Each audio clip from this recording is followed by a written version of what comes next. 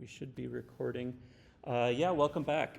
So if you remember from lecture 0, I kind of mentioned that we're going to go back and forth. So we did a lecture on machine learning and computer science, very heavy. This lecture is on the opposite end of the spectrum. We're going to focus on Earth observation, data, geospatial data. And the next lecture we'll go right back to model evaluation, and then after that back to pre-processing. So we're going to kind of bounce back and forth between AI and EO. The idea is that you kind of need to know a little bit about both to actually do anything fun. So I'm trying to front load both of them without spending the first half of the semester only on machine learning, the second half only on Earth observation. Administrative stuff. Did everyone finish homework 0? Speak now or forever hold your peace? Okay, cool. So homework 0 is due now, and I'll try to grade that soon. I think I got like 25 submissions, which is really good. Homework 1, you've had a week to do it. Has anyone finished? Okay, 1. I've got like 4 or 5 submissions so far. So reminder, if you get ahead and you can finish everything the first week, then if you get sick for a week, you don't need to worry about catching up. You're already caught up. If you mostly do it the week that it's due, then you get in trouble or risk of needing an extension. So do try to start these as early as you can. Homework 2 is released now. That'll be due in 2 weeks. And I'll stop reminding you every week. I think this is clear now. You have 2 weeks, but it's staggered. Normally, I show the solutions in lecture, but don't record it. So come in person if you want to see the solutions. I can technically show the solutions for homework 0, but you already have them. There's nothing to do. So next week, assuming no one needs an extension, I'll show the solutions for homework 1. For grading, I try to keep up to date. So like I will try to give you a grade within a couple of days if I can. And feedback, what you did right, what you did wrong, what you lost points on, what you didn't lose points on, but there's a better way to do it, stuff like that. So I do try to give you detailed feedback on homework assignments, and I do try to grade as soon as I can, especially towards the end of the course. I have a ton of conference travel, so I might be really bad at grading on time towards the end of the course, but the beginning of the course, it shouldn't be a problem. I can grade things fairly quickly. Any other administrative questions before we get started? All right, so we're going to spend the first half of lecture mostly talking about the concepts, the theory, everything you need to know about geospatial data, especially satellite imagery. And then the second half, we're going to show more specific examples, how you can download, visualize, and manipulate real satellite imagery from Landsat and Sentinel sensors. So the first thing that I think you kind of have to start with that's critical to everything is the electromagnetic spectrum. So humans see in this very narrow band of visible light. Everything we see, every color that we see is within that very small, narrow wavelength of light. We evolved this way because that happens to be the dominant wavelengths emitted by the sun. If we can see other stuff, it doesn't matter because it's dark. So we mostly see in this visible spectrum. Some animals actually, specifically ones that hunt at night, will often develop the ability to see a little bit into the infrared spectrum so that they can still see light, just a different wavelength of light. How many of you have heard of black body radiation before? Okay, 1. The basic premise is that everything emits light. It depends on what temperature it is. So the sun happens to be, 10,000 Kelvin, very hot, and so it emits visible light. We as humans are much colder. We're 30 Celsius? I forget what body temperature is in Celsius. 97 Fahrenheit or some nonsense. We emit light as well, but it's in a different wavelength because we're colder. So we emit infrared light. My laptop emits light. Even when it's shut down, even when I take the batteries out, it emits light because it has a temperature that is above absolute zero. So everything emits light. It just depends on the wavelength. We can also create sensors that emit a specific wavelength and then measure the pulse that gets sent back. So there are things like microwaves, radio waves that we use for transmission. There's ultraviolet X-ray that we use for medical purposes. But these are all just different wavelengths of the exact same thing, light. Now, if you think about traditional cameras, the camera that you carry in your pocket, the camera that your parents have on a giant keychain or something, these are designed for visible light. Because if they took pictures that look different than what you saw, why would they be useful? There are some exceptions. You can get like really expensive infrared goggles or something like that. They use them in the military quite often. But most cameras, most sensors that we use focus on visible light. A quick history lesson. Photography is actually relatively recent in the history of humans. So the first permanent photograph that we took wasn't really until 1826. And that was just grayscale. So bright, dark, in between, but no color. In 1861, we figured out how to do color photographs. So this is an example of a very old photograph. I think this was in 1911. Basically what we did was we said, well, we know how to take grayscale photographs, how much light hits my sensor. If I change my sensor, I add a filter, and I say, how much light hits my sensor in the red spectrum or the green spectrum, I can actually measure 3 different photographs, and if I combine them, I get color. And that's basically how color photography worked until relatively recently with more digital sensors. Quick test, can you actually tell which of these 3 images is red, green, and blue?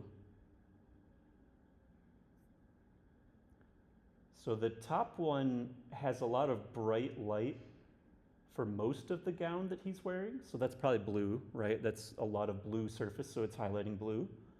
The bottom one has a lot of white pixels around the edge, so that's probably those red regions. And then the one in the middle is green. So you can actually tell what the image is going to look like just by thinking about what each of these colors represent and what they will look like when superimposed on top of each other. And then it wasn't until 1957 where we had the first digital photograph. As you can imagine, the first digital photograph was awful. It was like 10 by 10 pixels, and it was only grayscale. But we quickly got much better, and now you can get megapixel or gigapixel cameras for relatively cheap. But I want you to keep this specific image in mind because this is also how, or very similar to how, computers store images. So when we think about an image, it's not 2D. It's not just height by width or number of pixels by number of pixels.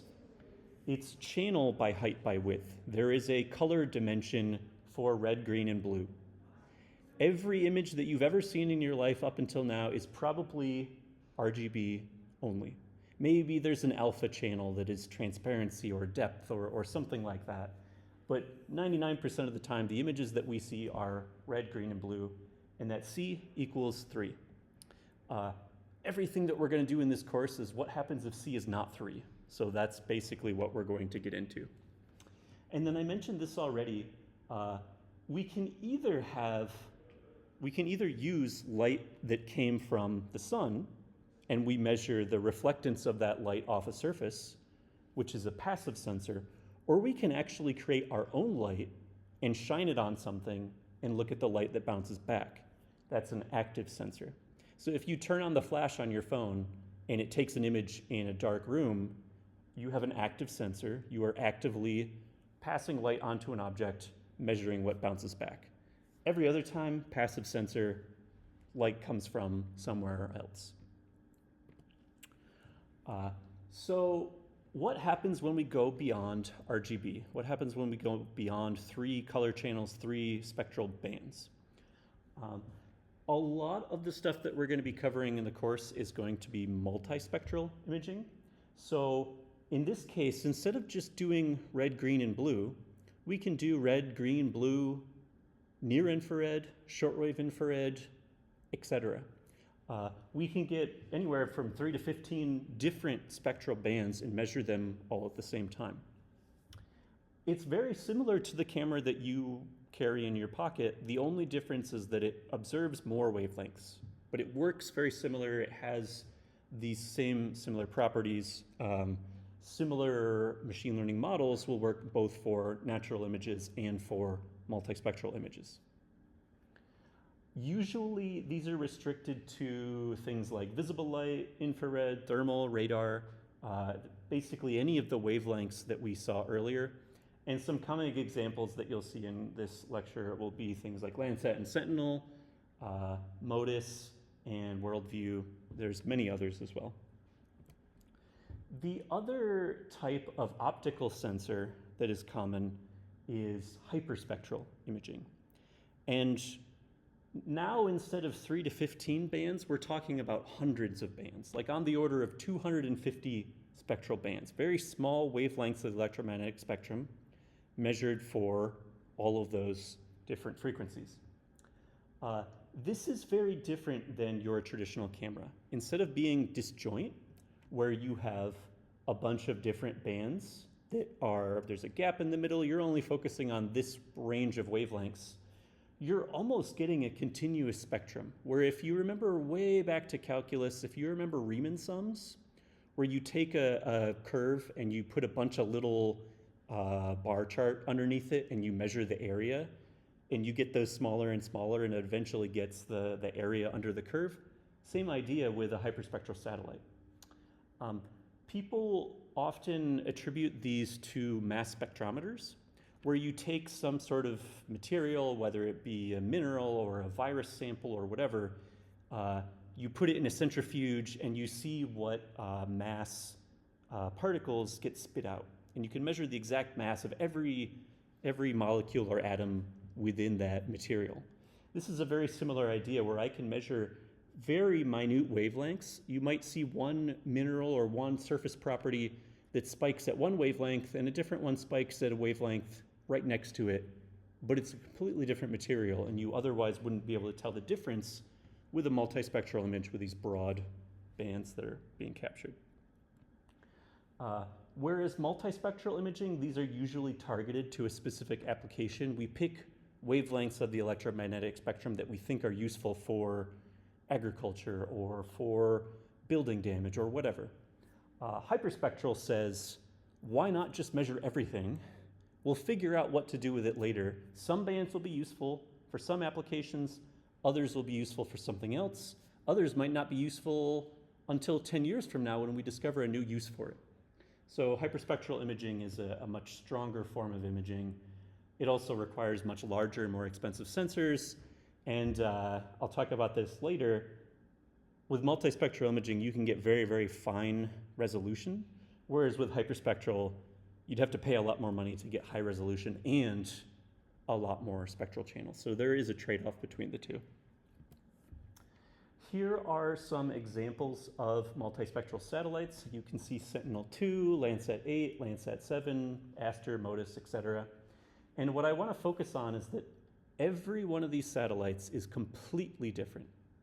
So if you look at Sentinel-2, for instance, there's on the order of 12 or 13 spectral bands.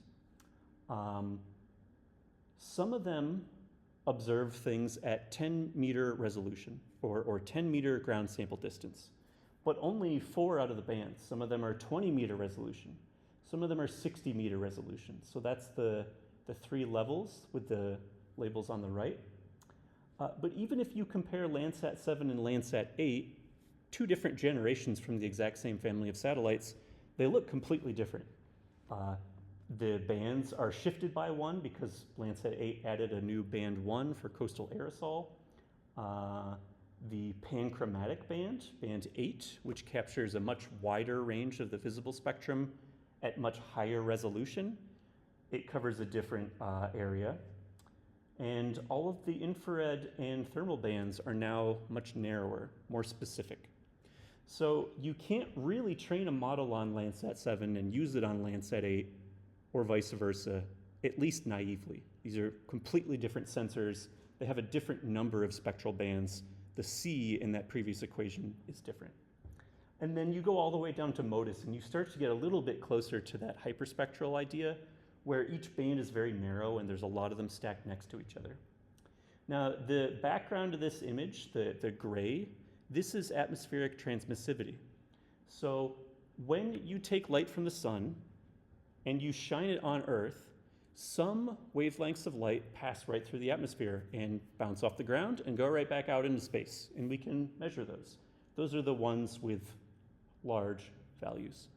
All of the ones where there's a big gap, that basically means something in the atmosphere, such as oxygen, hydrogen, water vapor, clouds, etc., will completely block out those wavelengths.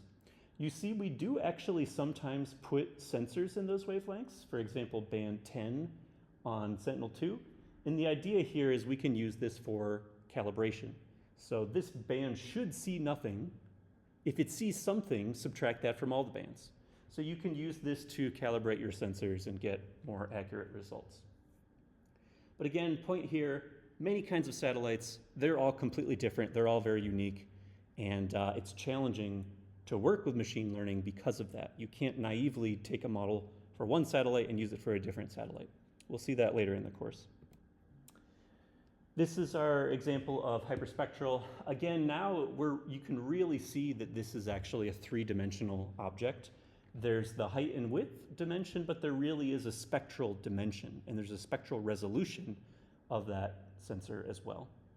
And by doing experiments with different surfaces, different materials in a lab, you can actually build up a database of the exact signature or fingerprint, digital fingerprint of different materials in the hyperspectral, in the electromagnetic spectrum.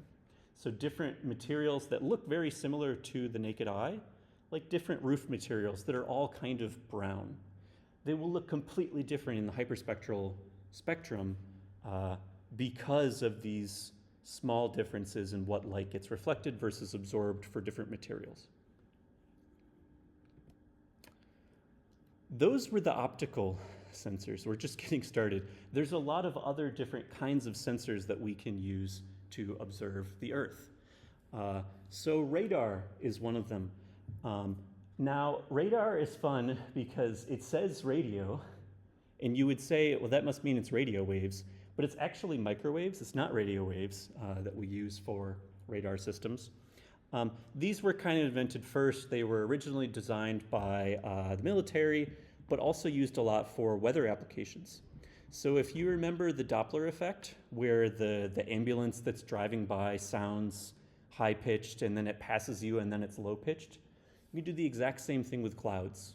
And if I do that with clouds, with a radar, with a microwave sensor, I can actually measure the location, distance to clouds, and what direction they're moving and how fast they're moving. So if I can measure all of these things, I can get a really good idea of what's happening in the atmosphere. So that's radio waves, that's radar. Radar generally requires an enormous sensor like the size of this room, but if you've got a bunch of those, you can get very good maps of the Earth's atmosphere. We can't easily fly a giant radar sensor in space. So if we want to put this in space, we need to shrink it down a lot. But if we shrink it down a lot, it gets significantly smaller resolution because the aperture, the size of the antenna, shrinks. If we take that device, if we take that sensor, that antenna, and we move it so that we record an image here and here and here and here, and we combine all of these, we get what's called synthetic aperture radar. And by doing this, we can take a small radar satellite and get a relatively high resolution image, much higher than if it was a static floating object.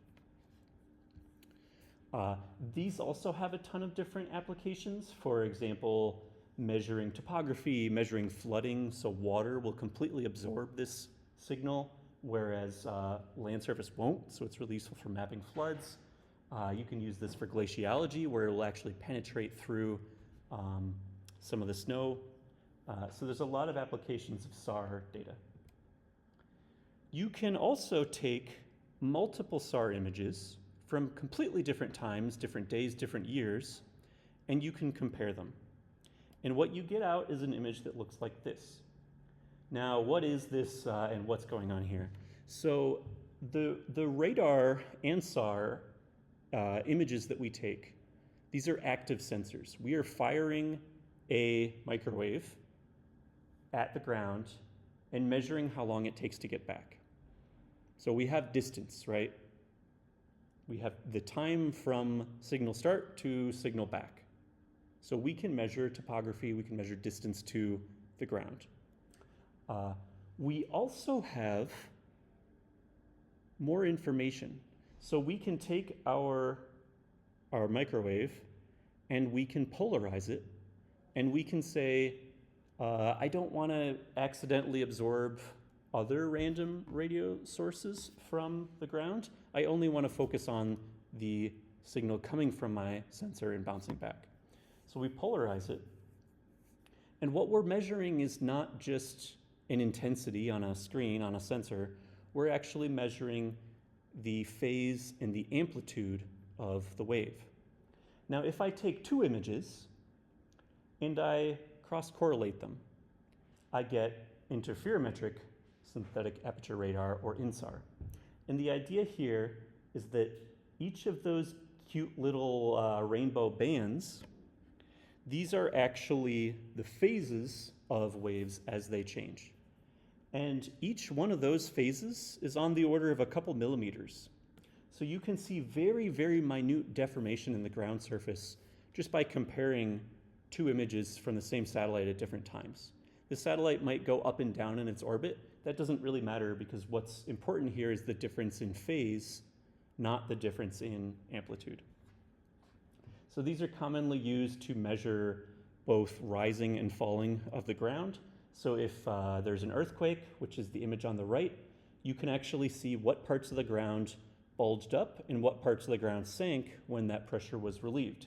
If you have a volcano and that volcano is growing just a millimeter at a time, you can measure it. You can measure how quickly it's growing, and you can say, oh, there's actually a weird bulge that came out of nowhere on the right side of the volcano. We might see an eruption in the next couple of months. So you can see how these things would be very useful. The other big advantage of using an active sensor, such as a microwave, is you're not dependent on the sun anymore. So this works at night just as well as it does during the day. There's really no difference in the images that it takes. And also, because we're using microwaves instead of visible light, these pass directly through clouds.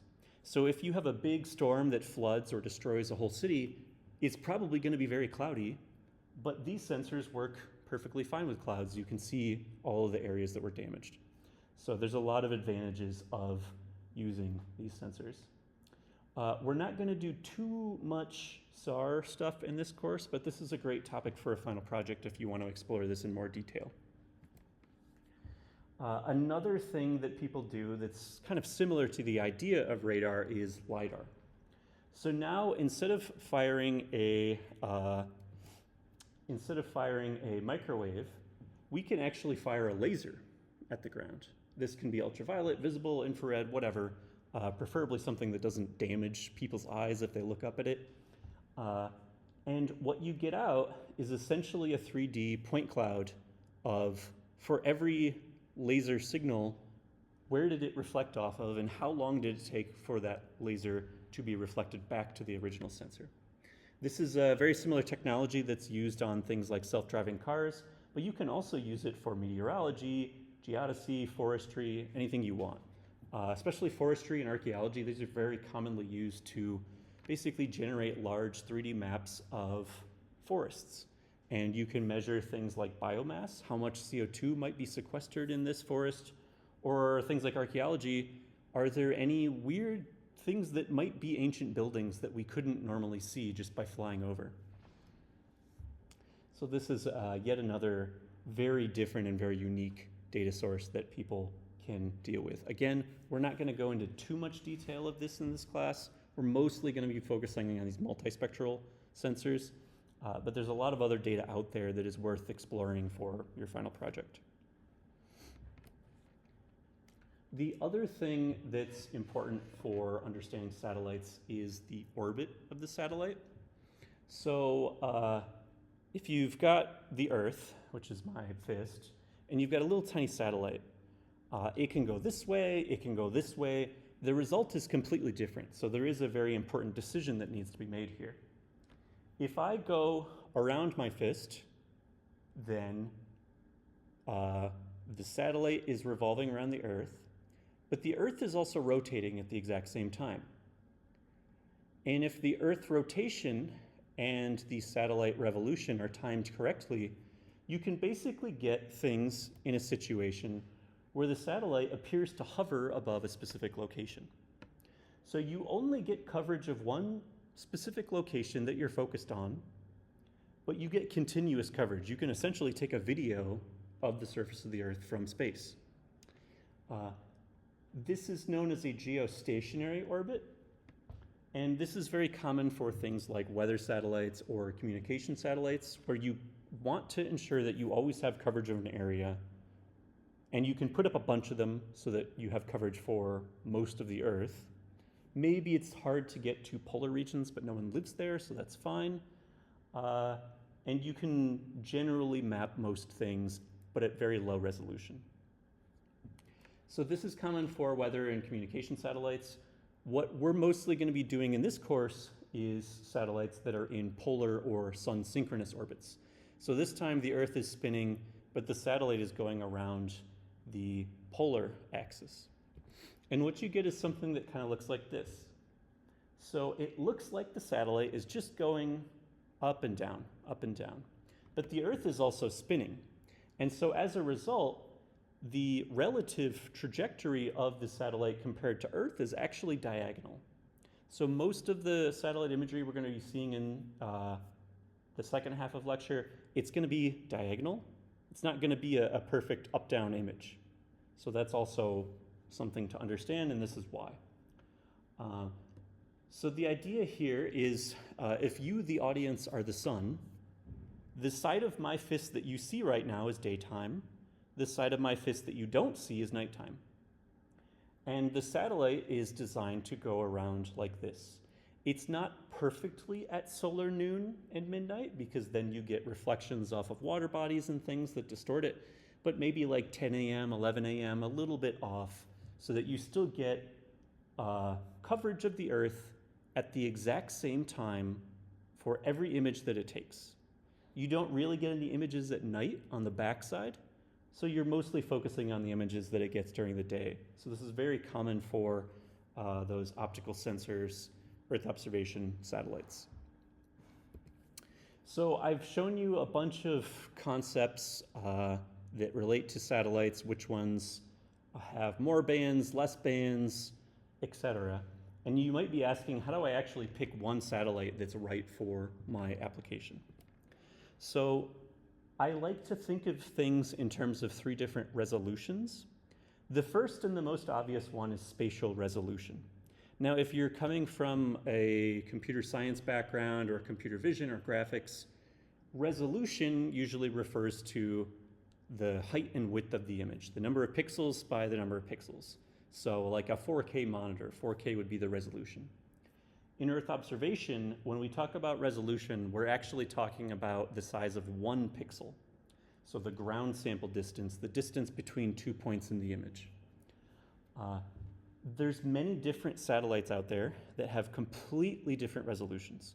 So weather satellites like GOES might have 4 kilometers per pixel, very zoomed out, but for a very large area. So you can see an entire hurricane in one image. Then you've got public satellites like Landsat and Sentinel. Those might be 10 meters per pixel, 30 meters per pixel. You've got specific companies that fly high-resolution satellites like Maxar or Planet. You can get sub-meter resolution, so very high-resolution imagery. And then, of course, you can fly a drone and go as low as you want and get any resolution you want. You can imagine that if I'm trying to build a machine learning model that takes in an image and makes a prediction, the spatial features, the details that I see are going to look completely different depending on the spatial resolution of the satellite. You can also imagine that depending on what you're trying to do, one of these satellites may be useful and another may be completely useless. If I'm doing atmospheric modeling, I don't want a drone because I'm going to need 10 billion of them just to see one tropical cyclone. If I'm trying to label buildings or vehicles, well, I know the size of a vehicle. If the resolution is 1 pixel is like 10 vehicles, I can't actually see anything. So first decide what resolution you need spatially. The other thing that's important is your temporal resolution. And this isn't really something that we think about. If we have a satellite flying in this orbit, that satellite is going to hit the same location on Earth once every couple of weeks. Is that resolution useful to you?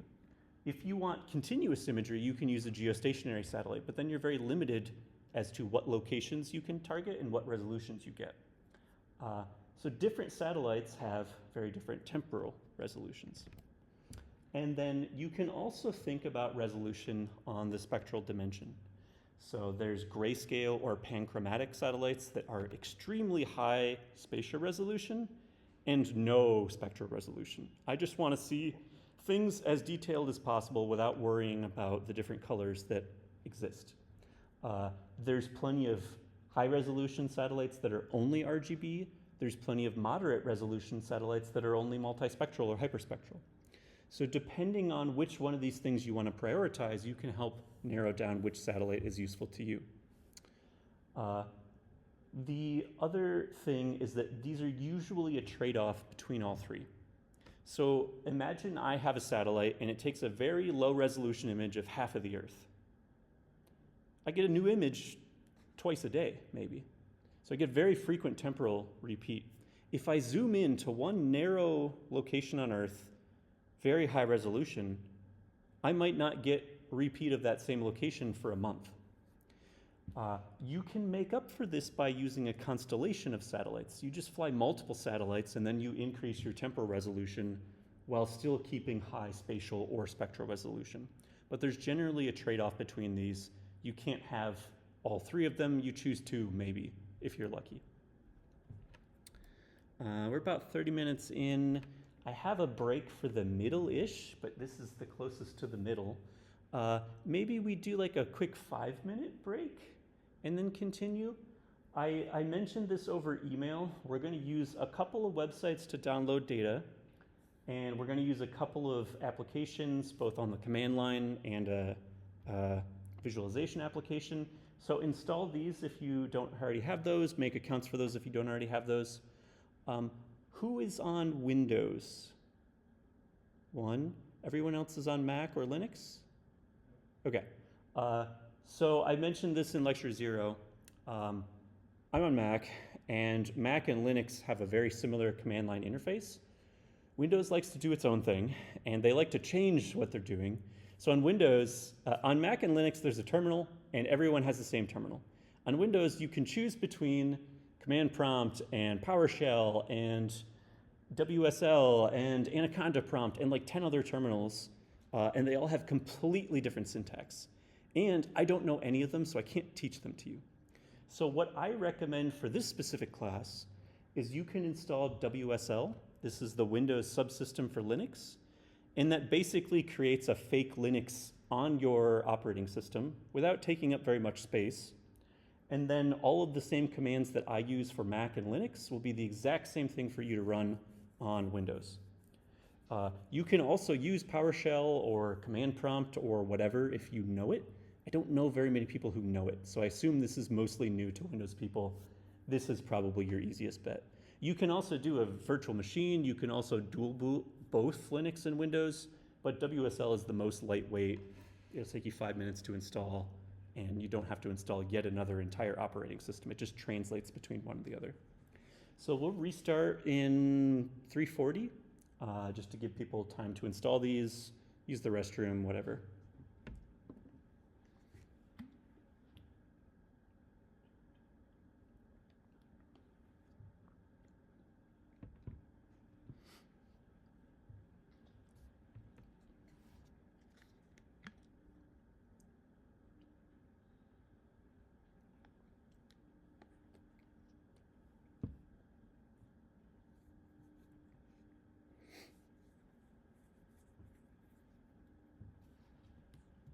How many of you have used the terminal before? Okay, half. That's exactly the same as Lecture Zero survey, so this will be fun. Everyone's first time is always a little rough.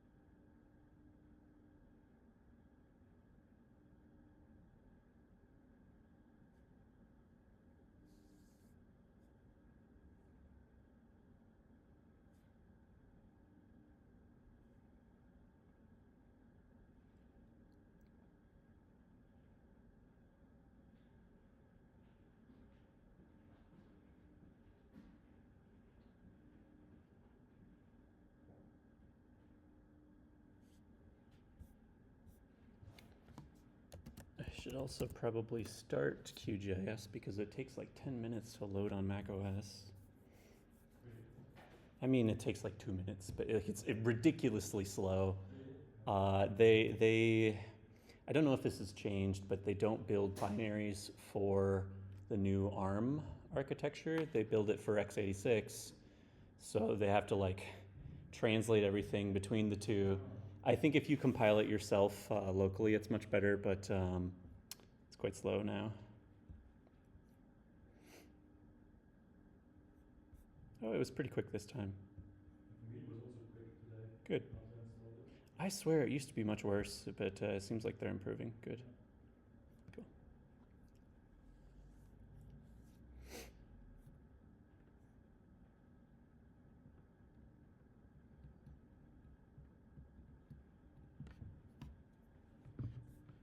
They also install their own GDAL, right?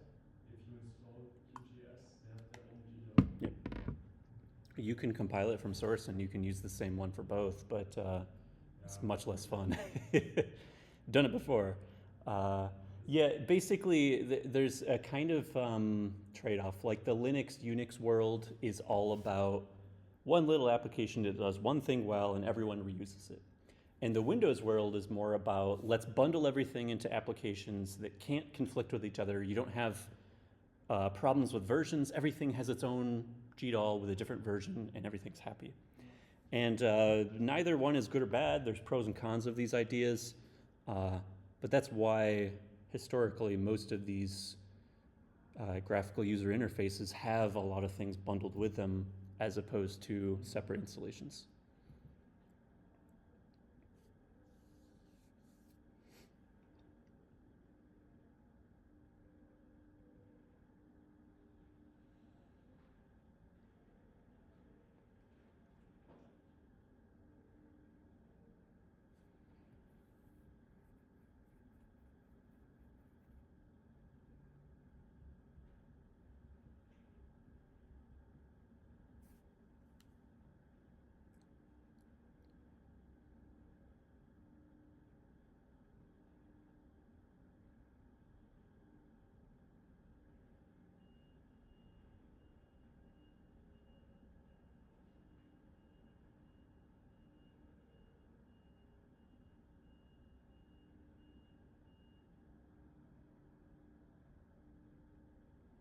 All right, does everyone have at least the first account and these two things installed? Great.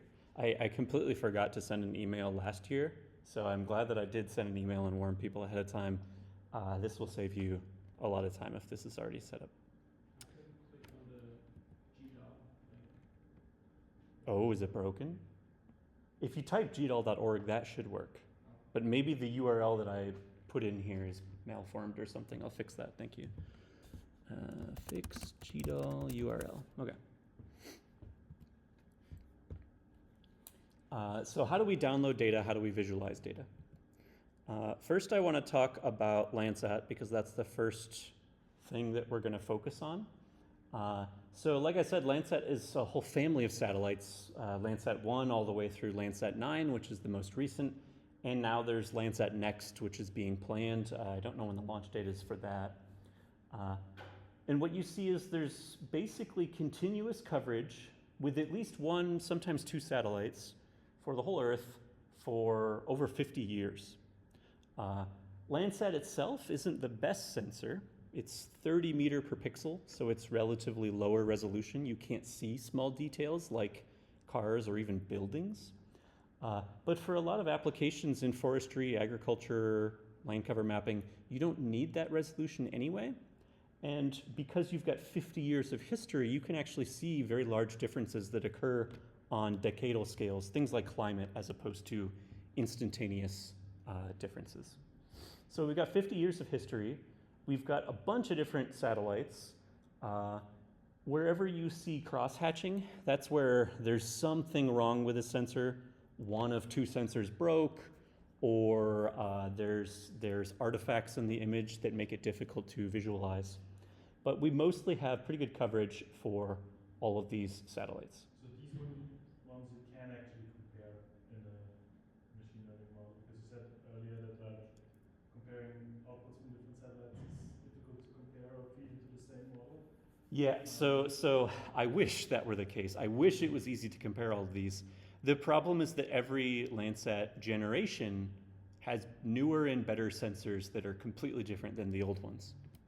So for example, Landsats 1 through 3 had this return beam Vidicon. That was a cool name in the 1970s.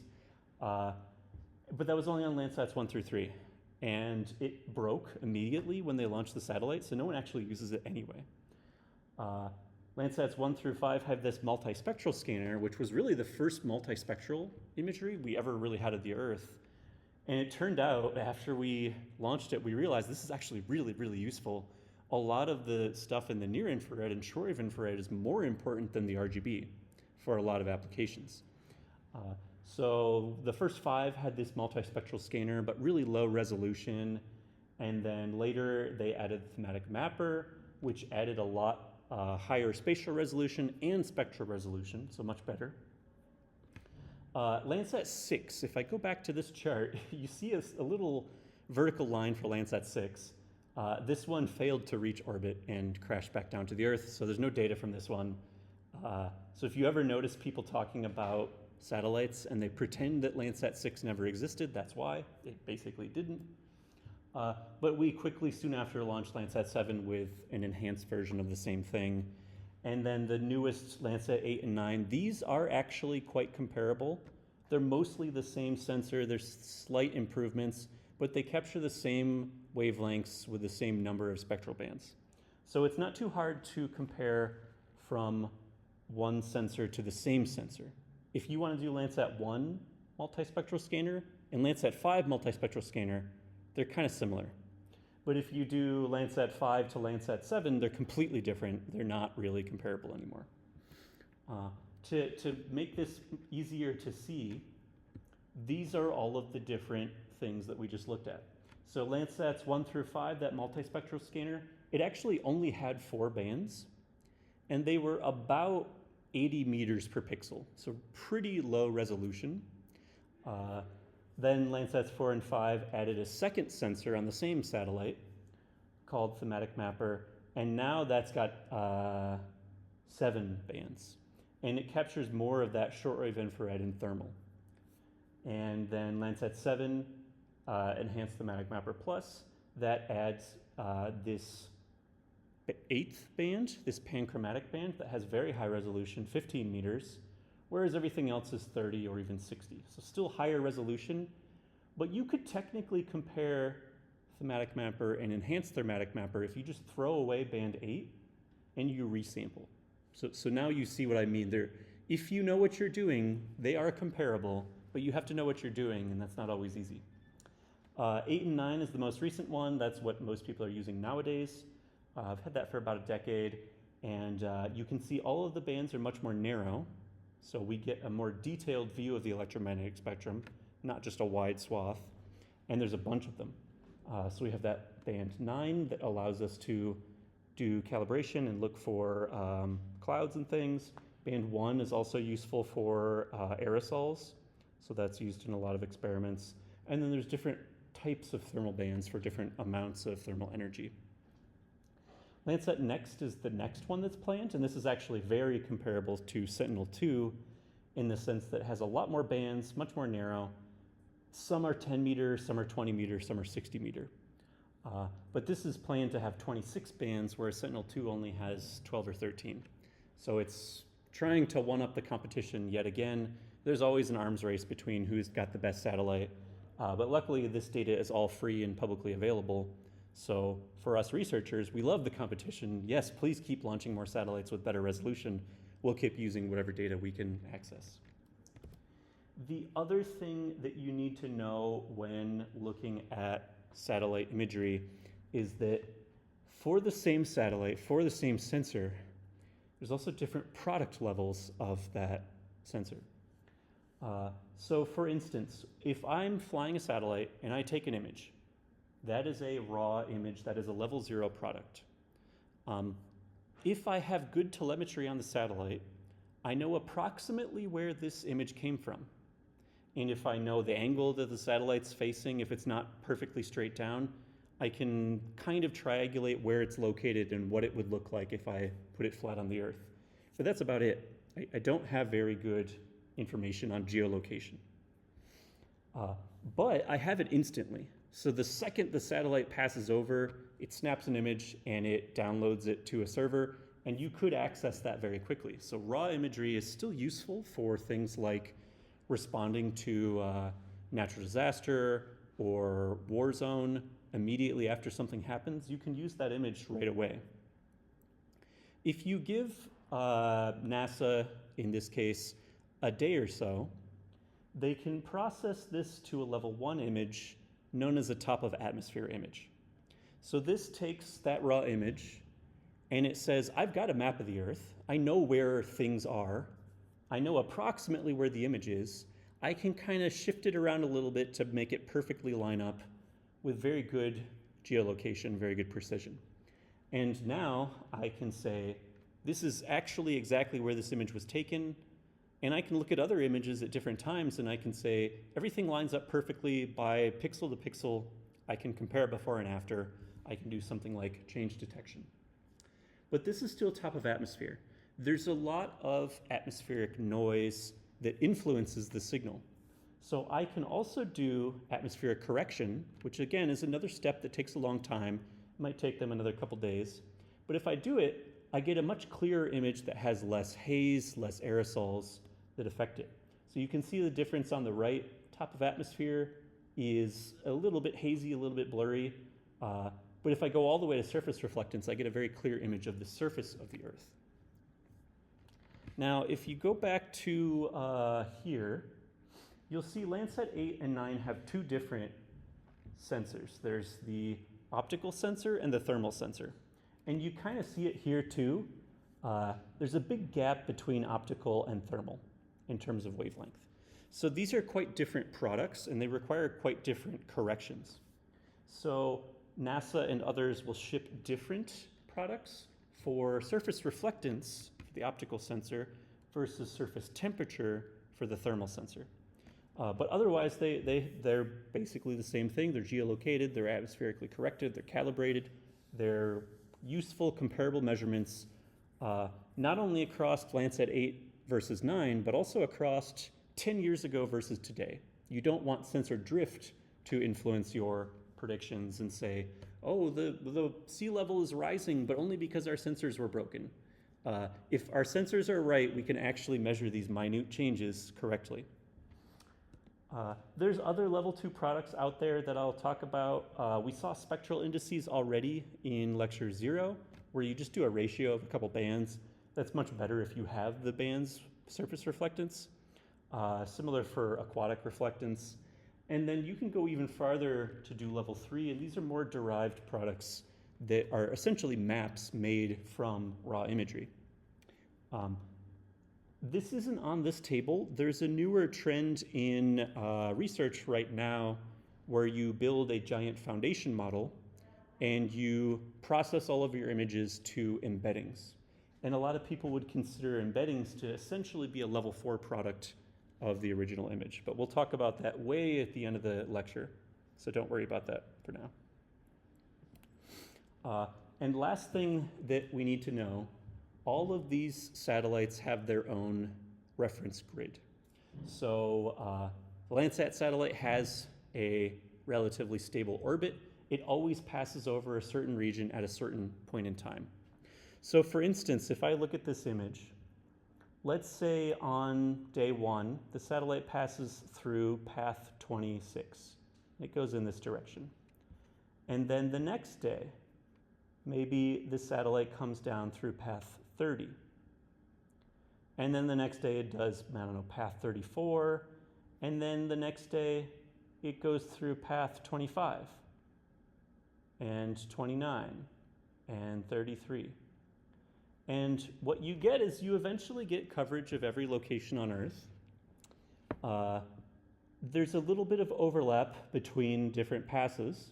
So some locations, like this one here at the intersection of 4 different tiles, you'll actually get 4 images per 2 weeks. Whereas if you go a little bit over here to the middle of a tile, you only get 1 image every 2 weeks.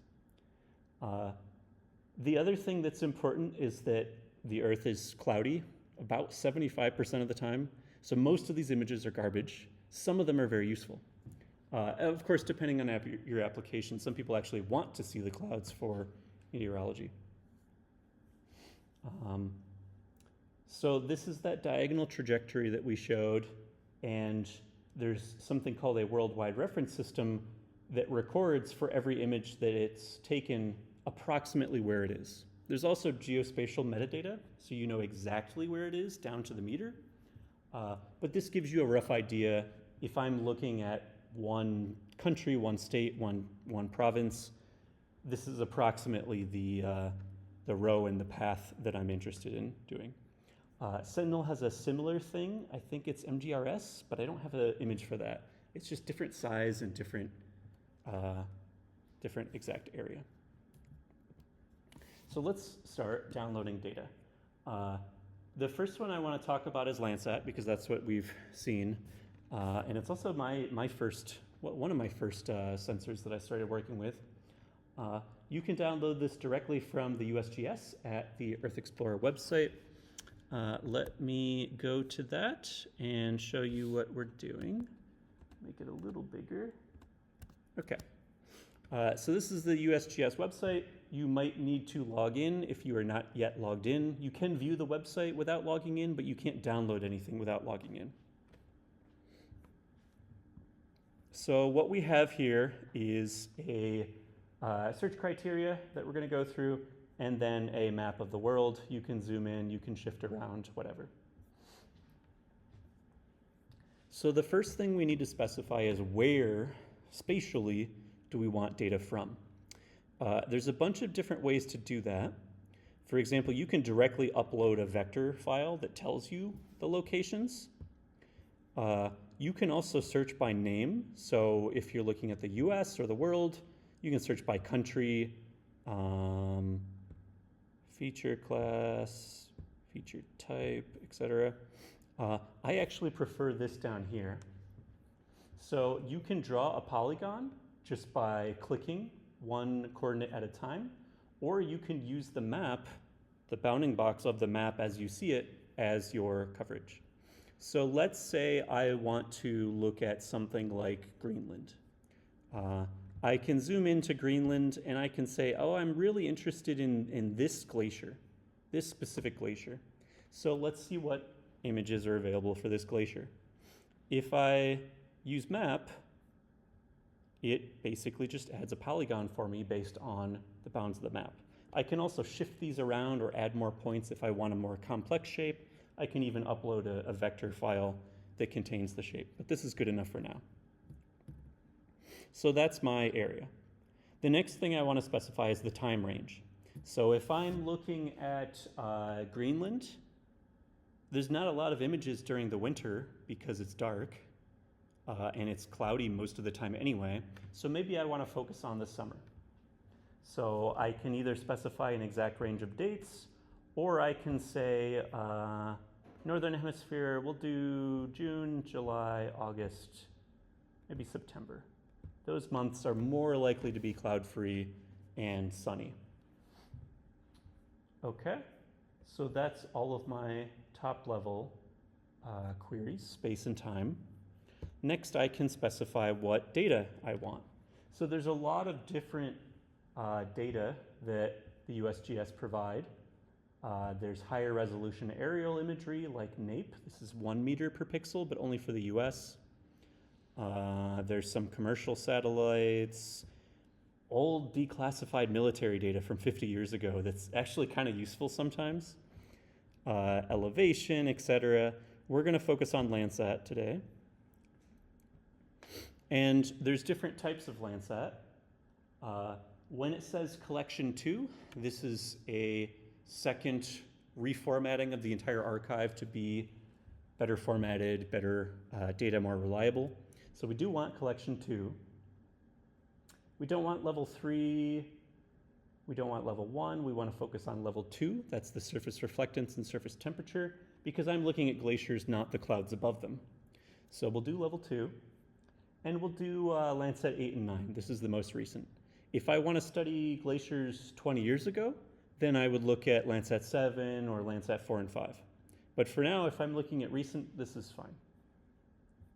So that's my data set selected. I can select multiple if I want to go for multiple satellites at the same time. There's additional criteria that you can specify. So for example, if I know the exact file name I'm looking for, I can type it in directly and say, I want this image from this satellite on this day. Scene identifier, I believe, is similar. Oops.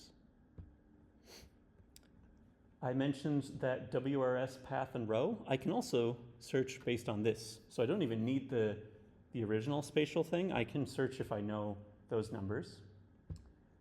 Satellite here. Let's say I'm more interested in Landsat 9 because this is slightly higher resolution. So I've narrowed that down. Sensor identifier. Again, you can do either the optical sensor or the thermal sensor or both. In this case, I'm not going to specify that. Collection category. This is the quality. So again, if you get real-time images, they may or may not be geolocated at all. They're approximately somewhere on Earth, plus or minus a kilometer. So if you just want to look at something, great. If you want to compare 2 images at 2 different times, they have to line up. So you don't want real-time. I believe tier 2 is ones that they weren't able to geolocate properly even though they tried. So maybe part of the image is cloudy, so they didn't have enough ground control points to do it. So that's a little bit lower quality. And then tier 1, I believe, is the highest quality. So we'll go for high quality. You can put in even more specific dates if you want. Image quality, I forget what that is. Okay. And then we can go to results. And this will give us all of the images that intersect somewhere with this bounding box that meet all of the criteria that we've included in our search. Where in this bounding box? If I take, for example, the second image, that one looks slightly useful. It's actually up here. So if I'm looking at this glacier down here, that's useless. But for the sake of argument, let's say any of these glaciers are fine.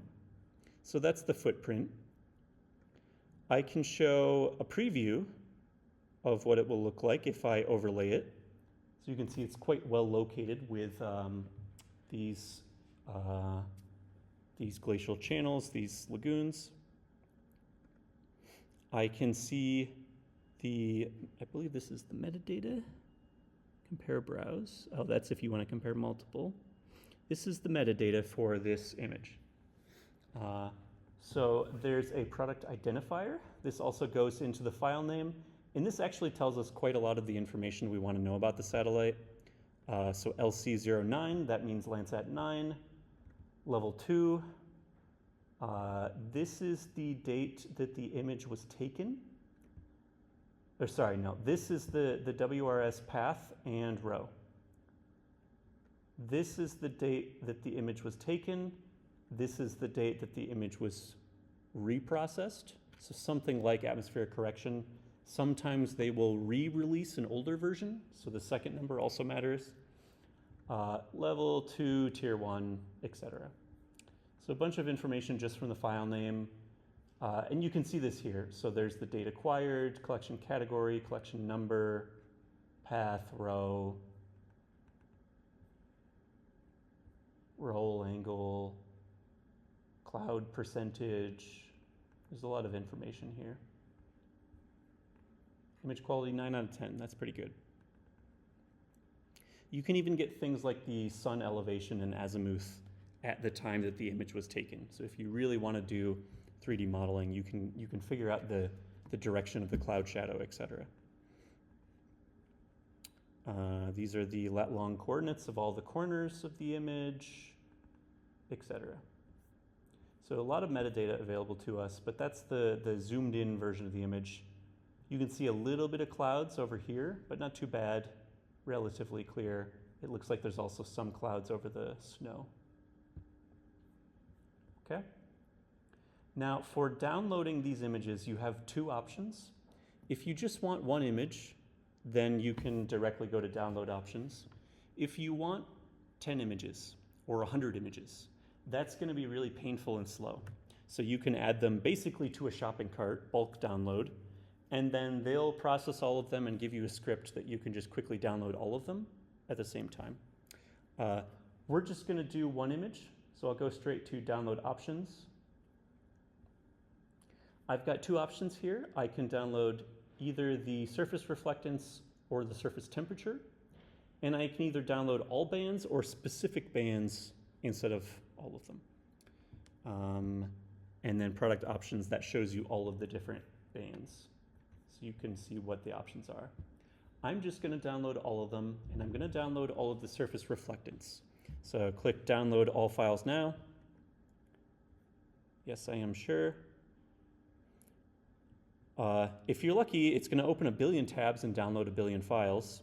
If you're unlucky, you're going to get a pop-up block. And you need to allow pop-ups because this website requires pop-ups to download data, unfortunately. So just check that if your browser is blocking it. You just have to allow it and then re-download. But it just started a bunch of downloads, and it looks like it's already finished. So that's great. Okay, for half of you, you're about to get scared because I'm going to use this thing called the terminal. Let me go full screen and zoom way in. Okay. And if you've never used a terminal before, you just type the name terminal into your search tool and launch it, whatever operating system you're on. But hopefully that's not too hard to find. So now I am in this terminal. Yours will probably look different from mine. I have a ton of custom configurations and settings and things.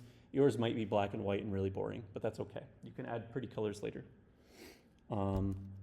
So for the people who are following along with laptops, are you at this point? Did you successfully launch a terminal?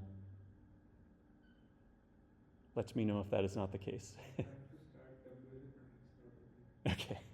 It's always Windows that has problems. Windows is a great operating system. There's certain things that it focuses on and certain things that it doesn't.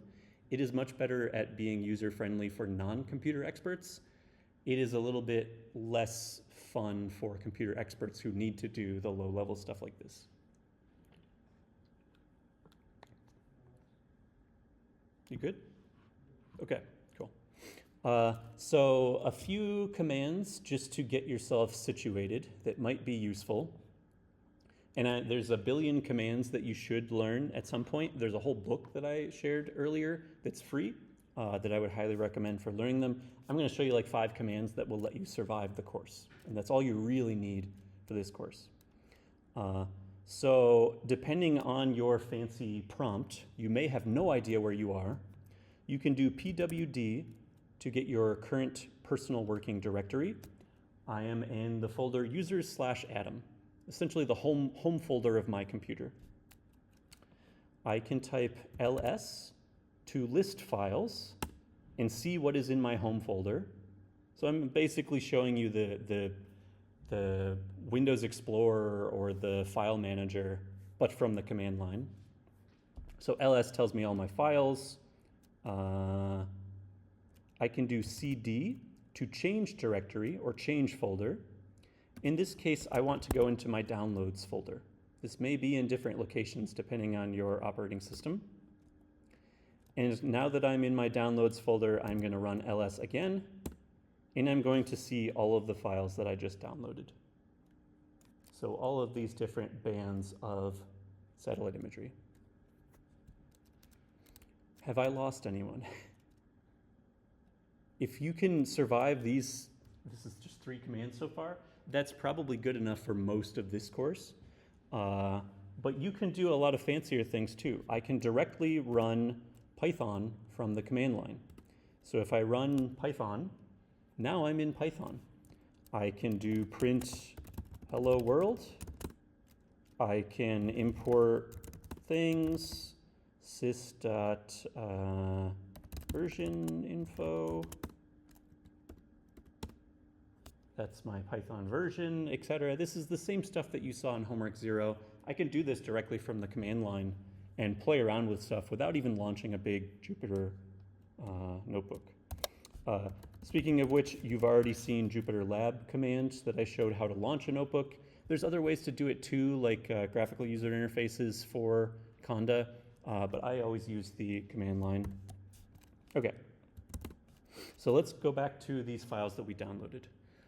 What are all these files? There's a lot of stuff here. The most important ones that we actually want are these SRB1, SRB2, SRB3, etc. These are the surface reflectance bands 1, 2, 3, 4, 5, 6, 7. So if I go back to PowerPoint, that would be bands 1, 2, 3, 4, 5, 6, 7 on the Landsat 8 row. You can see that bands 2 is blue, 3 is green, and 4 is red. So red, green, blue is actually 4, 3, 2, not 1, 2, 3. So that's something that commonly confuses people. So those bands are particularly interesting to us, especially if we want to look at a true color image of the Earth, but the other bands are just as useful for scientific analysis. What else do we have that we aren't going to use? There's this ang.txt. I can open this up. I'm going to use Vim to open this file. I highly recommend not doing this if you've never used Vim before, because it's very confusing for your first time. You can open it up with any text editor. So I can actually just do open lc09 ang.txt, and this should open it up in whatever my default text editor is. I think like maybe Sublime Text or something is set up on my system. I'll show you the Vim anyway. This opens it up directly in the terminal. It's basically a ton of metadata about all of the angular projections of the satellite, the image, the Earth, the sun at the time that the image was recorded. So a ton of useful metadata in here that we're not going to use in this class, but someone might be able to use. There's also mtl.txt.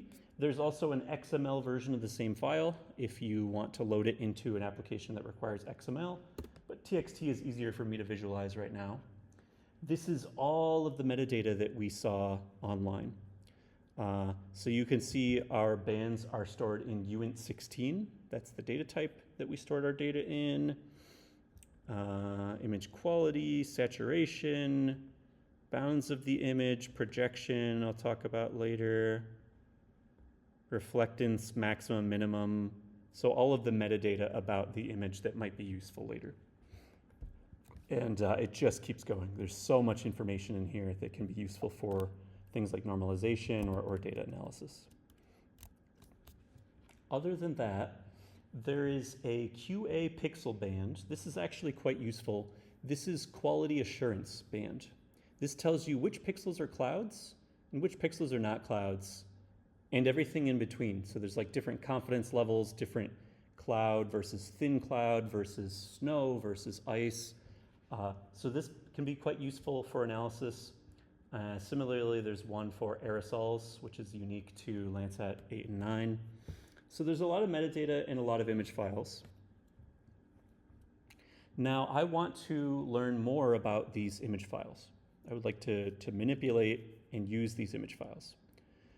This is where the GDAL command comes in. We're going to have a whole lecture on GDAL. That's the pre-processing lecture. I'm just going to show like 2 commands now, and then we'll save like the other 10 commands for that lecture. So if you have GDAL correctly installed, it should be as simple as GDAL -- version. And it will say, great, you have GDAL 3.12. If you have an older version of GDAL, you can still do something like GDAL info -- version, and that should give you the same result. If you don't have GDAL installed, both of these will fail. Or if you have GDAL installed in the wrong location and it's not in your path, it can fail. But does everyone, at least the 4 of you, do you have GDAL installed and you can run one of these 2 commands?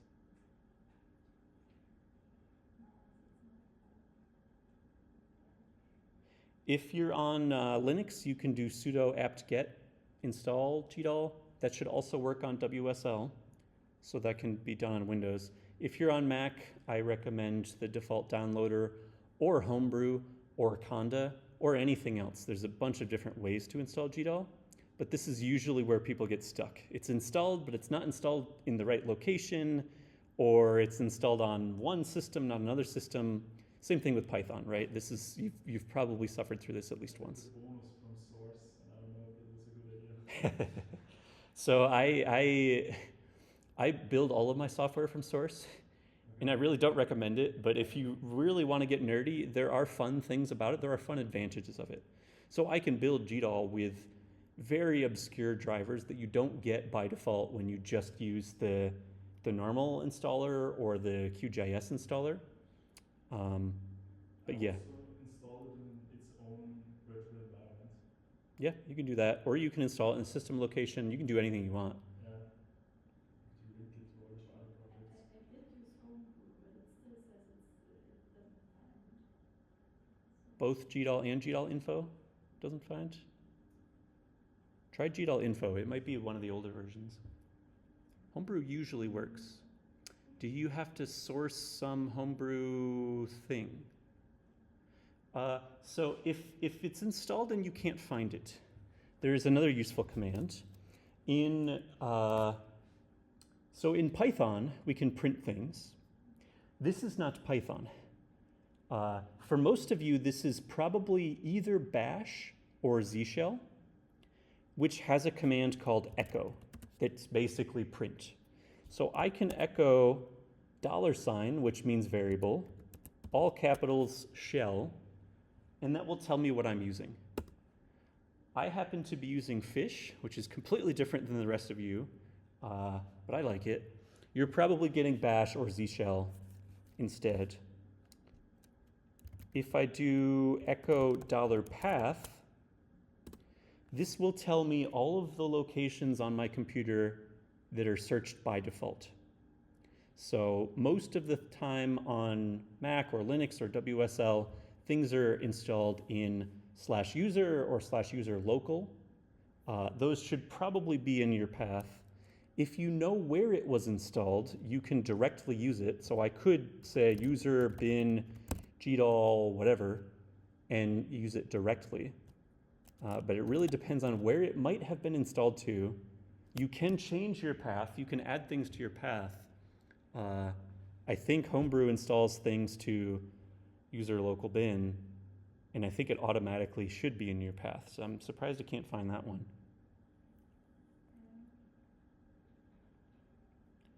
If GDAL isn't working, you can also do raster.io. So if I do RIO version,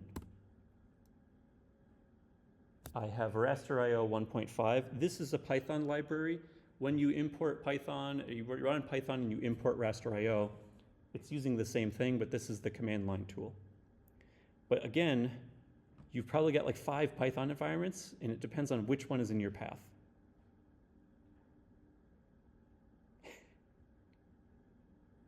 All right, how many people have GDAL working? 1? Okay, awesome. I love this. I love the command line because it's always fun like this.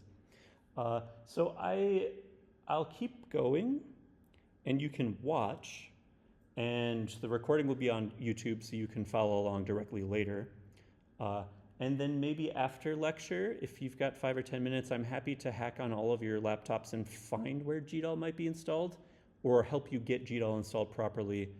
Like I said, if you're on Mac, Homebrew usually works.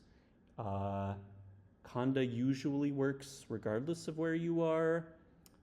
Pip and UV do not work because they're only for pure Python things, whereas GDAL is mostly C++. If you're on Linux, apt-get install is probably better, or DNF or Yum or whatever the other package managers are. But let's hack on that later. Let me keep going with some specific GDAL examples. So again, these are my files. With newer versions of GDAL, I can do GDAL raster, because these are raster images, info, and then I can give it a file name. On the command line, I can tab to complete, so that saves me a ton of time when I don't have to type out every letter. So I can tab to complete, and I will do SR band 1. This is our coastal aerosol band. Band 2 is our blue band. So I'm just gonna do GDAL raster info on the file. And this is the output that I get. Now there's a lot of useful metadata here. It's really ugly and hard to read at first. The driver is GeoTIFF. So this is what it's using to read this .tif file. Your laptop may or may not be able to visualize this in macOS Preview or Windows Image Viewer, whatever it's called these days, because these files are not traditional RGB images like PNG or JPEG. So this is a GeoTIFF file. I'm reading it via GeoTIFF. The file name we know, that's easy. The size, this is the dimensions of my file. It's about 9,000 by 9,000 pixels. So it's a relatively large image in the machine learning world. We might want to crop this up into smaller images for our models later. The coordinate reference system, we'll talk about this in a lot of detail in the pre-processing lecture. For now, it's sufficient to say it uses something called Universal Transverse Mercator as its projection, and it happens to be zone 27 north. There's thousands of different projections. We'll talk about this in a lot of detail in the pre-processing lecture. The rest of this noise is the details of this coordinate reference system. So you don't have to worry about that. The origin, this is the XY location of our image in this projection. So it's not latitude, longitude, it's actually directly in meters. So you can see up here, the units of this data are in meters. The pixel size is 30 meters by 30 meters. Your images are not always guaranteed to have square pixels. There are satellites that have rectangular pixels, so enjoy that. But I think everything we use in this course is square, so you don't have to worry too much. Image compression, there's a deflate algorithm that compresses the image smaller, but that's not really super important. These are the coordinates of the image in both meters and in lat-long degrees. Band 1 is type uint16, and it doesn't know what color it is because it's just a random file. And there are overviews if you want to view zoomed out at different resolutions. That's already been pre-computed. So that's what this is saying. So that's all that you really need to know from GDAL info. If you have an older version, instead of GDAL raster info, you can do GDAL info on the file, and that will be the exact same thing. You can also do Rio info on the file, SR band 1, And that will also give you essentially the same metadata, but in JSON format. So it's easier to pipe into some other application. So we see some of the same things. Block size was here. Bounds, that's the bounding box of the file. Compression, coordinate reference system, driver, data type, height, width, transform, etc. So most of the same information that you can see here, you can also directly access with Raster.io. It doesn't really matter which of the commands you use, as long as you're able to manipulate your data. Okay, the next thing I want to do, I've got all these separate files. Some are red, some are green, some are blue, etc. I would like to visualize this, and especially right now, for the sake of lecture 2, let's try to make a RGB image out of all these bands. So there's different commands that you can use to do this. If you've got the latest and greatest GDAL, you can do GDAL raster stack. It allows you to stack images on top of each other, as opposed to doing something like a mosaic where you're stitching images together. We're stacking them on top of each other, one band at a time, to create a red, green, blue image. So my red band, that's actually band 4. My green band is band 3. And my blue band is band 2, SR band 2. So those are my R, G, and B images. And I would like to save these to a new file. We can give it a name like srrgb.tiff. And the great thing about the command line is it's instant. It's very fast to do all of these things with one line of code without launching Jupyter Notebook or any other tools. If I do ls again, I have a new file now, rgb.tiff. I can do GDAL raster info on this file, RGB, and now you'll see there's actually 3 bands, band 1, 2, and 3, but otherwise it has the same resolution, it has the same bounding box. If you have an older version of GDAL and you don't have this GDAL command, you can do GDAL merge,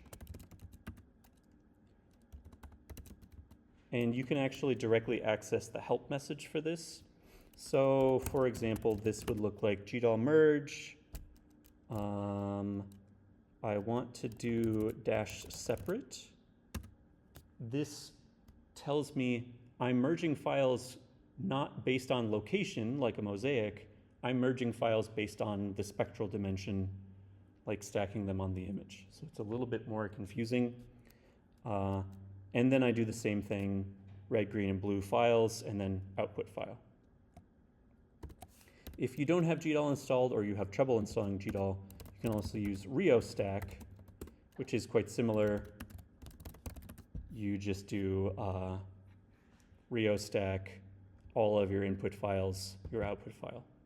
So very similar to the new GDAL raster stack command.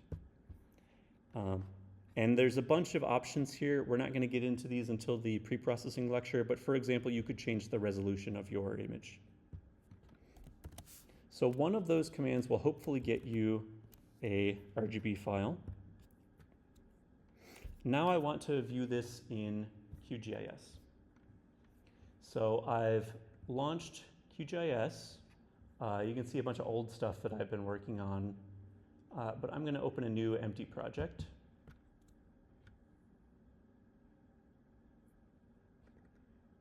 Okay. How many of you have used QGIS before, or ArcGIS, any GIS program? Okay, everyone's new, great. So GIS is Geographic Information System. These are either applications or web applications designed for working with geospatial data, such as this image that we just downloaded. Where is my image? Well, it's in my downloads directory. There is a little file browser here on the left. Let me try to zoom in. There's no zoom. How do I make this bigger? Good luck. If you're watching the recording, it's probably easier to see the details. I've got my home directory, and I've got my downloads folder, and I can see all of the stuff inside of here. If I make this a little wider,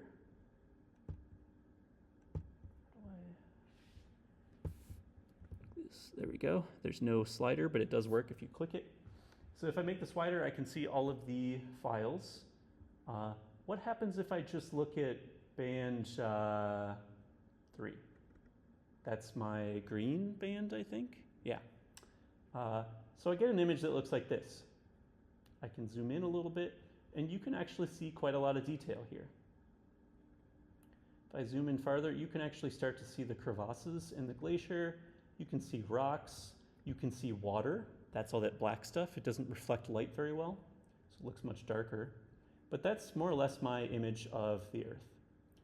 You can also see some clouds over here and up here, but most of the image is quite clear, so we're pretty good.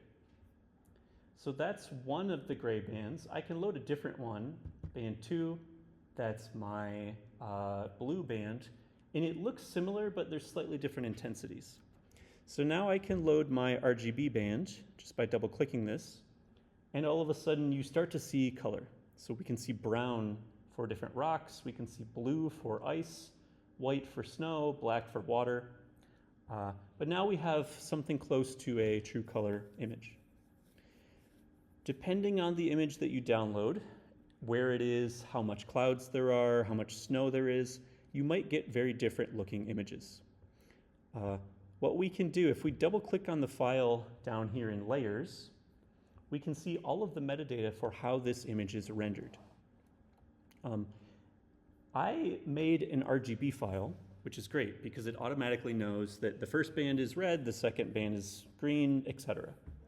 If I made one giant file of all of the bands 1 through 9, it's going to pick the first 3 bands to be red, green, blue, but it's going to pick incorrectly, and your image is going to look weird. It's going to look like a completely different color than what you would expect. So you can go in and say, no, I actually know that red is band 4 and green is band 3, etc. You can change this if you need to. We don't in this case. You'll also notice that by default, what it's doing is it's stretching the image to the minimum value and the maximum value. We have uint 16, so it's not 0 to 255, it's 0 to, I don't know, 2 to the 16, is that 65,000 maybe, something like that. You might find that it chooses min-max that are not very useful. So like if you have an image that has a lot of clouds, the maximum is going to be a very large, very bright white image. If you're looking for more details other than that, different colors of grass or trees or something like that, you might want to change this either manually or do something like clipping. So I can, here it is. There's min-max settings. The default is to go from 2% to 98%. So if there's any outliers, they get ignored. This works pretty well most of the time. You can change these numbers. You can do the absolute min and max, which gets you an image that is more expanded. You can also do user-defined. What have I done? I've made a horrible mistake. Now I have blue. Cumulative count cut. If I go back to here. There we go. Good, fixed. Yeah, so this is a pretty good default. One thing I don't like about this is it changes the default for each band separately. So for example, if you have an image that is very green, it is going to normalize all of the bands to be 0 to 1, and so your image is no longer going to look green. So what I usually like to do is I go in and I say, can we use the same thing for, is there a setting in here? I don't think there is. I usually like to manually change these all to be the same number. So in this case, I'll take the lowest value and I'll set them all the same. And I'll take the highest value and I'll set them all the same. And apply. And for most of your images, they aren't going to change too much. But if your image is very red or very blue or very green, it's going to change quite a bit by doing this. So this is the closest thing that we're going to see to a real true color image from space via this satellite, via these tricks that we just did.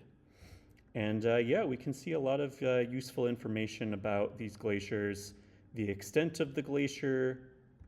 So this one goes all the way to here before it terminates.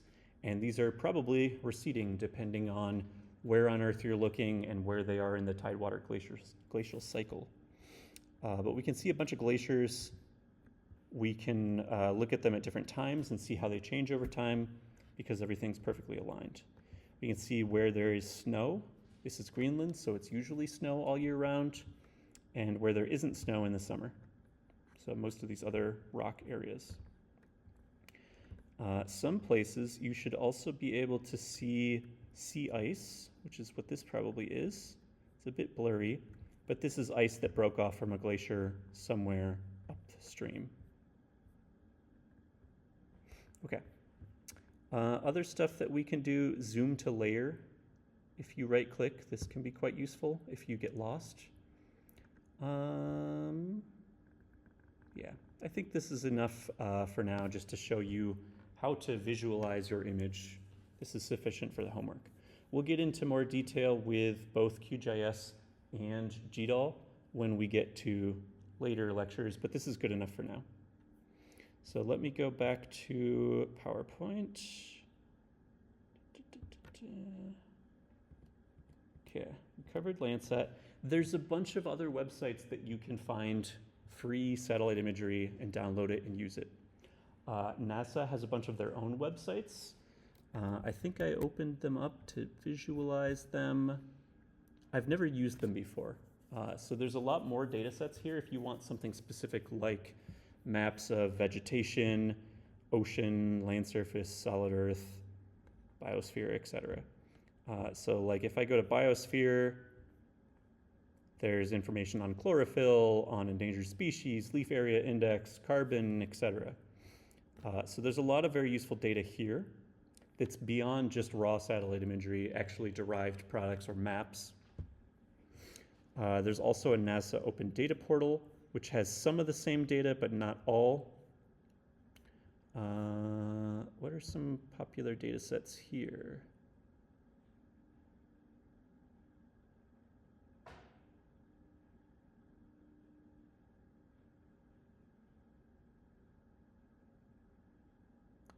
This is the problem with accessing US government websites outside of the US. They're like orders of magnitude slower for some reason. So that's also another commonplace. This is ESA, this is the European Space Agency. They also have a data portal. We're specifically going to jump to the Copernicus data ecosystem, and this is where we can download Sentinel imagery. So we are now working on Sentinel. I've already shown you this figure. We're going to this second link here to download Sentinel data. So this is the Copernicus data space. All of the Copernicus satellites, Sentinel-1, 2, 3, etc. You can download all of the data here. You can click on Get Started or Explore Data. Both of these take you to the data browser. And you should get an image, a website that looks like this. I can log in.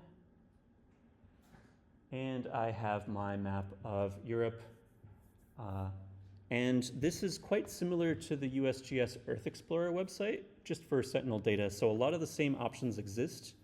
The website looks completely different, but you can do many of the same things using it. So now let's say that I am interested in, let's see, where would be interesting? The image that we looked at earlier today was actually from Uzbekistan, that RGB image. So I'm going to try to find something interesting here. Okay, So what can I do here? So the first thing we need to do is search for data. Let's look at this lake. This might be interesting. When I search for data, I can search for a single date, if I know a date, or I can search for a mosaic, where a bunch of images have been stitched together, or I can search for a range of dates and find something within that range. Again, we're still in the Northern Hemisphere, so the summer months are maybe June through August. If you start looking on the Southern Hemisphere, all of a sudden, if you look in June through August, there's snow everywhere. So you might want to switch to January or February to get cloud-free, snow-free images of the Earth. Let's go back to single image. I can also filter by cloud cover. So I can say anything less than 20%. This specific region is mostly desert, so I think most images are going to be less than 20%, but this can help us if there's a rare cloud. And this shows us a calendar of all of the images that have been taken. So this is the most recent one. This is today, I think. I can directly access imagery from 2 weeks ago and see what it looks like. And it takes a little while to load. But here is a satellite image of this lake. You see there's a few little clouds here. You can also see cloud shadow. So this is the shadow of the cloud on the ground. Might take a minute to re-render. Got a slow progress bar. These websites don't make them a lot of money, so they also don't have a lot of well-paid developers, but it works most of the time. So yeah, here you can see more details. These are the clouds, that's the cloud shadow. And there's some beautiful land features. And then if we go upwards, we get closer to this lake that I'm interested in. So let's say I'm studying this lake. I would like to download this image of this lake. I don't only have to view the true color satellite image. I can actually directly load other representations of this image. I'll zoom out so it loads a little quicker.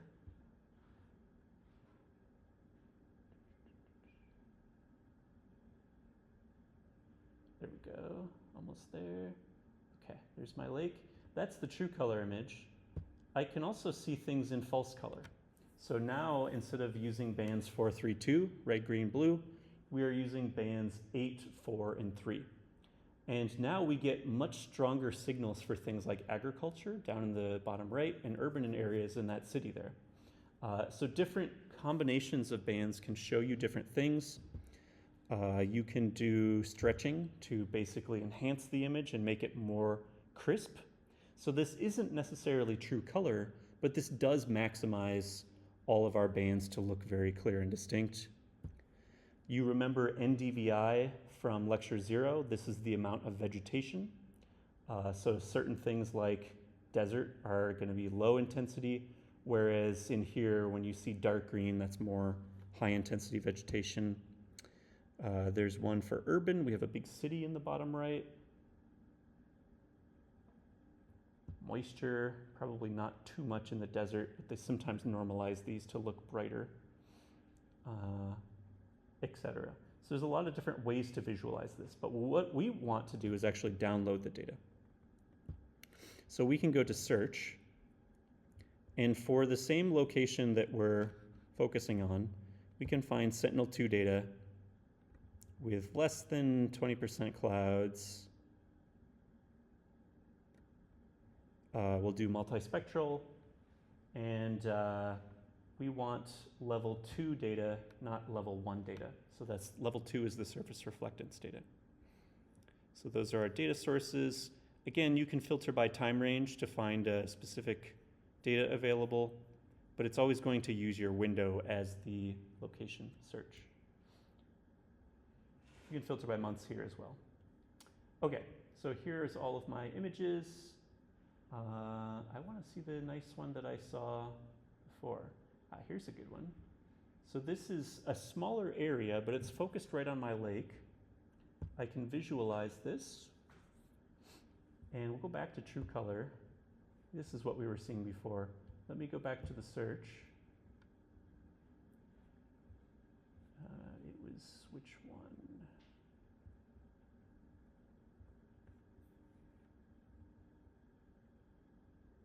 Just click on this. Here we go. These are all of the images for this specific tile. I can pick one of these and I can look up the metadata.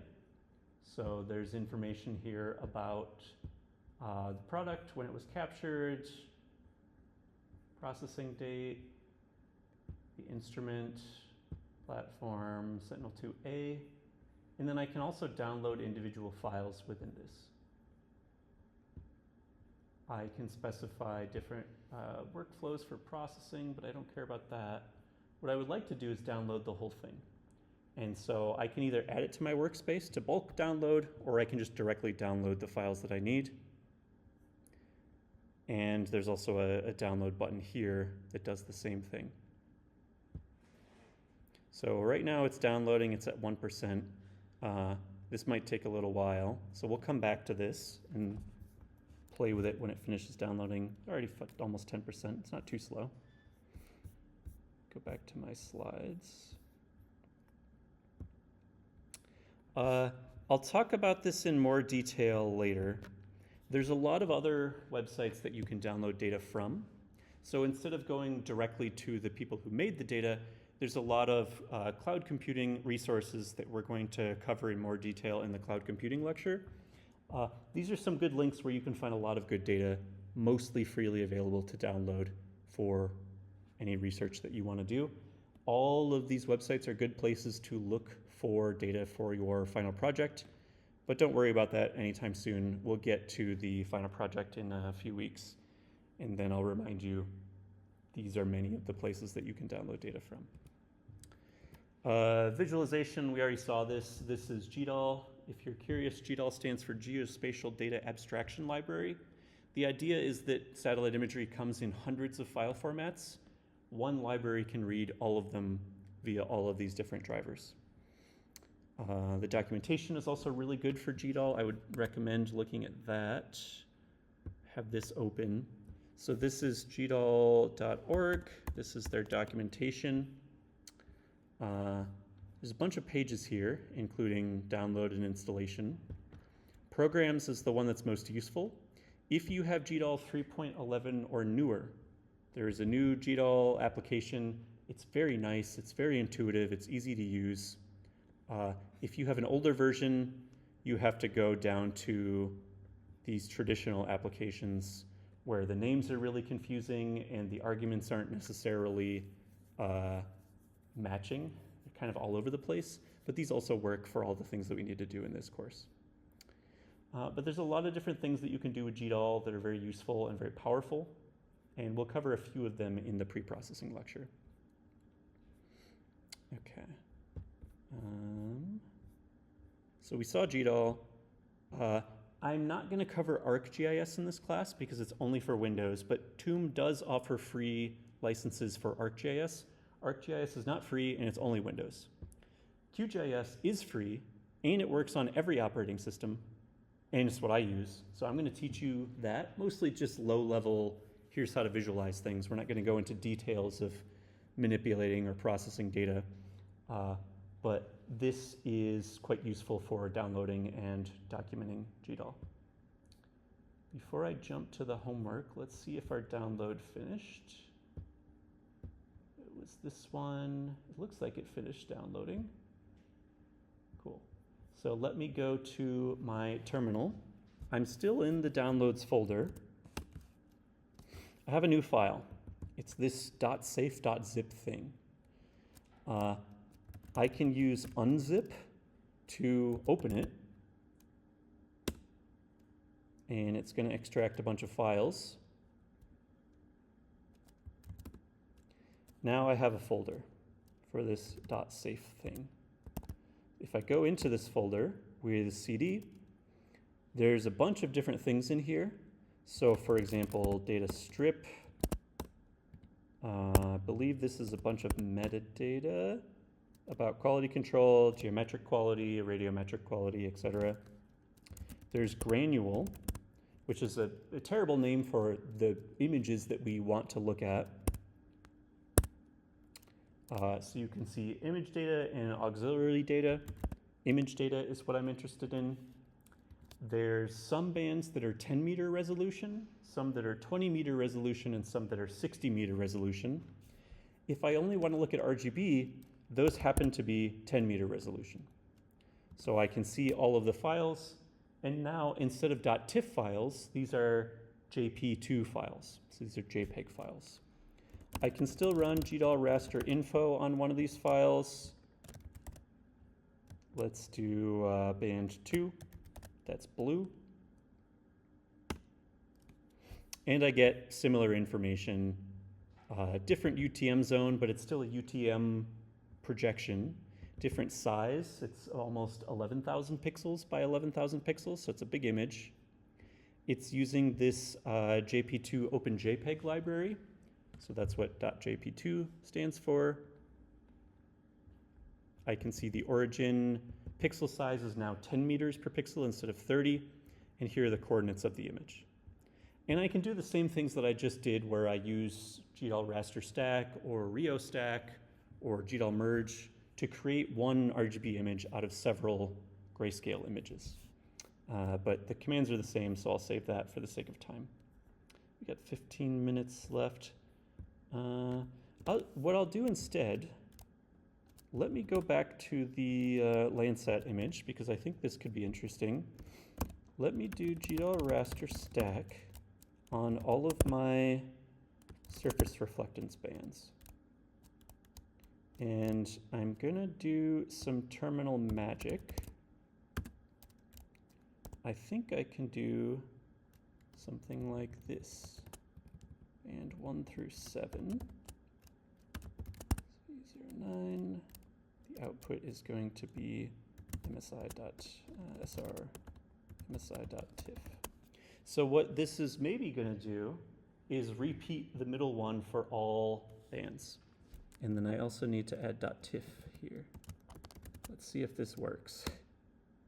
It's doing something. Okay, now I've got a new file. If I do GDAL raster info on this new file, I've got bands 1 through 7 in one file. So this is just a shortcut for typing out all of them. And I think this works in Fish, but if you do it in Bash, you need a $sign before these parentheses. You don't need to learn this. This is just a quick shortcut that can make your life easier. So now I've got one file with 7 bands.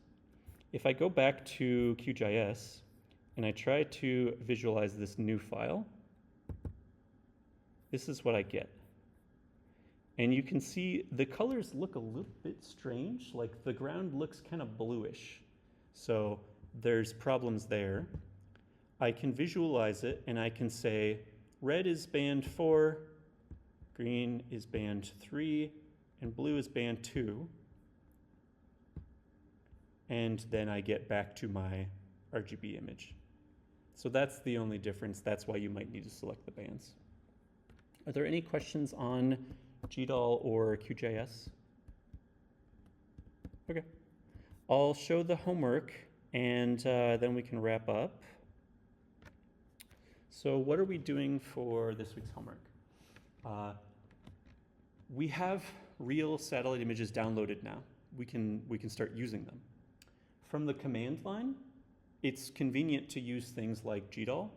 From within Python, there are much easier libraries to use. We're going to be using raster.io. So there's documentation here. Highly recommend reading at least the quick start for that. And if you remember from last lecture, we talked about not only supervised learning, but unsupervised learning, such as clustering. So we're going to be doing some k-means clustering on our satellite image using scikit-learn. And specifically, we're going to be doing image quantization, and there's a whole tutorial just on that. So these 3, quite useful. There's a lot more that I could share, but I'll save those for later lectures. So what are we going to be doing? This is an image of Guilin, China. You can see there's a lot of beautiful mountains and fields, and there's a lot of different colors in this image. Normally, when you look at an image, the images are uint 8, 0 to 255, or uint 16, 0 to 65,000 or something like that, we would like to compress our image. And we would also like to cluster our image based on colors. So there's hundreds of colors right now. I want to have fewer colors to save space or to classify things by land cover. So this isn't a satellite image, but you'll be doing the exact same thing with a satellite image. Now, if I have two clusters, if I take this whole image and reduce it to only two colors, I get something like this, where there's basically sky/water and everything else. This is already quite useful if I want to measure the amount of water in the image. It's not perfect, but it's a pretty good approximation without having to label any data. If I do 4 different colors, I get something like this, where now you actually start to see different agricultural fields being grouped into different clusters. With 8 examples, I actually start to get a little bit closer to the original image. It looks like an old retro video game, but you actually get to see different fields, different water bodies with different colors like the original. If I do 16, you start to get even more detail, especially for some of those mountains in the distance that are currently unified. 32, I get even more detail. And if I go to only 64 colors, as opposed to 65,000, I get something very close to the original image, but for a much smaller file size. So this is useful for image compression if you want to make this a similar image, take up less space, but it's also useful for clustering if I want to group things by 2 to 4 land cover classes. So I'll show you the Jupyter Notebook in a second. The other thing, next week, we're going to be shifting away from Earth observation back to machine learning. We're going to be talking about how to evaluate machine learning models. If I give you 10 models, which one is best? And if I give you performance metrics, what do these actually mean? In my opinion, this is the most important lecture in the course. So if you think this course is awful and you hate it, stick around for one more week, because this will be very useful to you later in life. And then you can drop after that. The rest of the course is boring. But this is really useful, so please come to this lecture. Let me show you the homework assignment. So this is now up on Moodle. You can download this and get started. The usual instructions, so you download this Jupyter Notebook from Moodle, you type in your code, you run it, you save it, and then you upload the same file for me for grading. So that way I can see your plots if you save them directly. There's also a couple stages where I want you to take a screenshot and put it in the notebook. And this is by far the hardest thing every semester that no student ever figures out. There's literally a website that tells you how to do it, and people still can't do it correctly.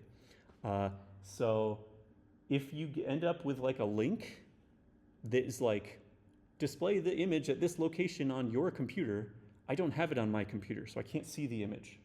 So you can try to drag and drop it into the notebook, and as a backup, you can also upload the screenshot images to Moodle, so I can at least see one of the two. So we're doing pixel quantization.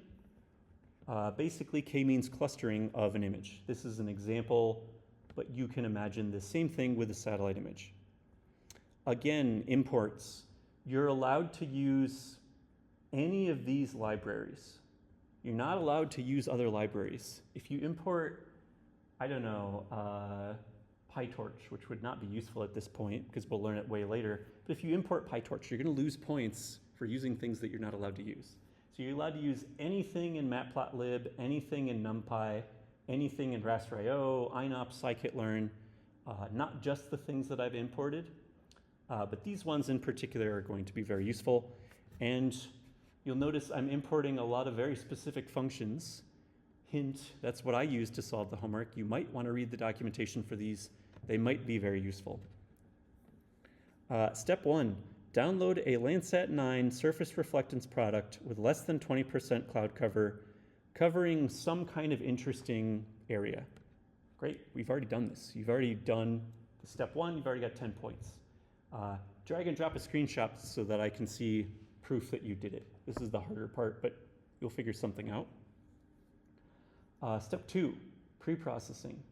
Merge the red, green, and blue bands into a single file. Great, we've already finished that too. So you've got that done. Just tell me what command you use to do it. So normally these cells will run Python. So print hello world. If I use an exclamation mark, now I am running things on the command line in bash. So I can do gdal raster stack, or I can do gdal merge dash separate, and you have to type the file names, of course. Or I can do rio stack. All of these will work. You can also technically do rasterio.open, convert them to NumPy arrays, stack all the NumPy arrays, save them back to file. It's just 10 lines of code instead of 1 line of code. But all of these are completely valid, and you can rewatch the YouTube recording to see the full syntax. But this means command line. You can also just make a comment and say, like, this is what I ran over here. You don't have to run it from Jupyter.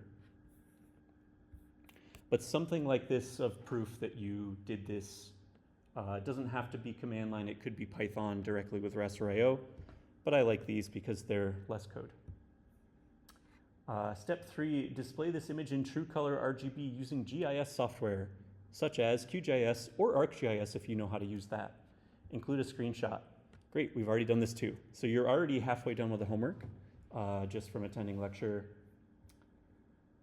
Loading, the image is big. It's like 10,000 by 10,000 pixels. If you try to work directly with an image that has, 100 million pixels, it's gonna be very slow. And that's not really the point. I don't want you to spend like 8 hours just running your code. I want you to spend time learning and doing stuff. So just load a small 1000 by 1000 patch from the full Landsat image. There's 2 different ways to do this. The quick start, I think, will tell you how to do it. You can either rasterio.open the entire image and load the entire image into memory as a NumPy array, and then you can slice it down to a smaller area. Or you can load a very small window out of the full file, which will be much faster. So there's 2 ways to do that. Note that raster.io is going to load things in channel by height by width. This is also what PyTorch uses for reference. I want you to make a plot of your image. A couple hints here. When you plot, it has to be height by width by channel. So you need to rearrange the dimensions. There happens to be a really useful function that lets you rearrange dimensions just by naming them. So that might be useful. You can also directly do this in NumPy if you want to. That's perfectly fine too. So you need to reshape your images to this format. And then when you plot things in Matplotlib, either you have integers from 0 to 255, or you have floats from 0 to 1. Our file happens to be uint16, so integers 0 to 65,000.